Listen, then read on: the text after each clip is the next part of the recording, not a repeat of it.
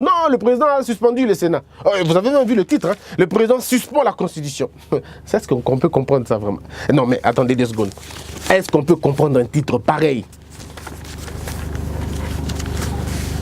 Quelle est la loi, jusqu'aujourd'hui, l'article que le président a violé? Voilà, on m'a sorti comme ça un article, pouf! Quelqu'un m'a dit, non mais Christian, l'article 107! Oh, que dit l'article 107? En fait, l'article 107 dit ceci, je peux le dire même à yeux fermés.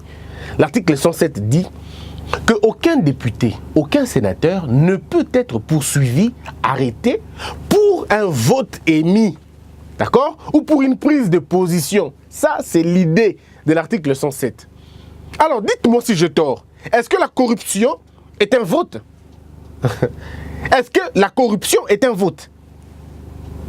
Est-ce qu'ici, ils sont poursuivis pour le vote? Ou ils sont poursuivis pour la corruption? Faisons la part des choses, Bandeko.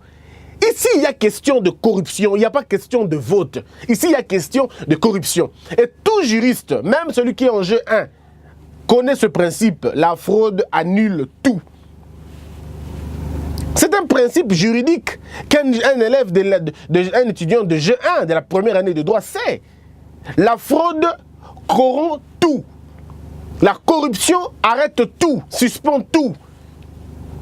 Alors maintenant, la grande question, est-ce que le président a le droit de suspendre l'installation du Sénat? Alors là, la question va être posée. Et je dirais oui. Mais Christian, comment tu dis oui? Est-ce qu'il y a la loi? Oui, je vous dirais, il y a beaucoup de lois qui en parlent. Et on en parlera. Je vous ai parlé des 4 articles que je citerai aujourd'hui. Et si vous le voulez, on va revenir sur la question. Mais ici, il faudrait, avant d'aller d'abord dans la loi, te expliquer sociologie Nabisso. Ici, il faudrait qu'avant d'aller dans la loi, faisons une étude pédagogique sur la norme d'un pays. Sinon, il faut recommencer l'existence de notre société. Je suis aujourd'hui écœuré d'entendre certaines personnes protéger la corruption. Or, aujourd'hui, le FCC crie. Non, ce n'est pas au président de le faire, c'est la CENI de le faire. La CENI n'est pas un organe, je vais dire, un organe répressif. La CENI n'est pas un organe répressif. Nous n'avons pas d'autre organe répressif que le procureur, le parquet. Seul le parquet a le droit, le pouvoir d'arrêter, d'instruire, d'enquêter sur une question de moralité publique, sur une question d'infraction. Ce n'est pas à la CENI de le faire. La CENI n'a pas les moyens de le faire. Et donc, c'est au niveau de la CENI, du parquet, de le faire. Et maintenant, le parquet, on me dit, mais oui, le parquet, ce n'est pas le président. Mais attendez 2 secondes. Le président de la République, selon l'article 69, je vais le lire, n'allons pas encore là-bas. C'est lui les garants.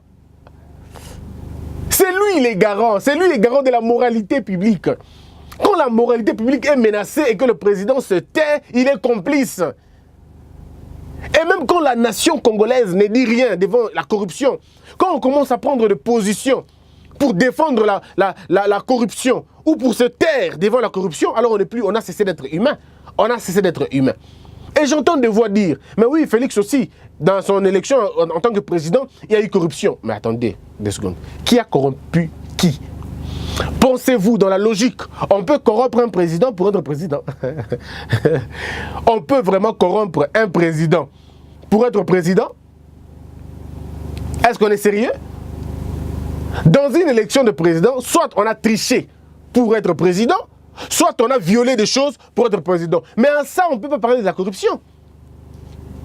On ne peut pas parler de la corruption. Si on parle de la corruption, c'est que c'est Félix qui a corrompu Kabila pour qu'il soit président.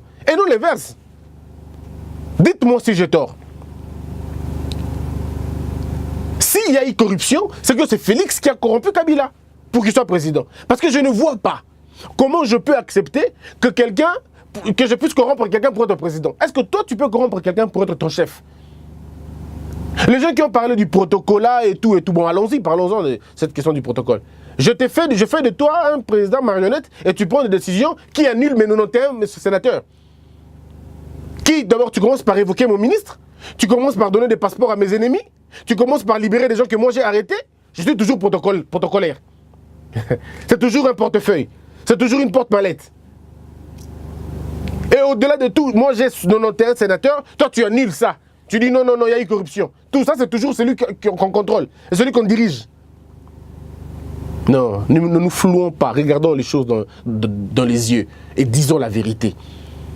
Disons la vérité, expliquons aux Congolais les choses, comme ça chacun de nous comprendra ce que vraiment il veut dire.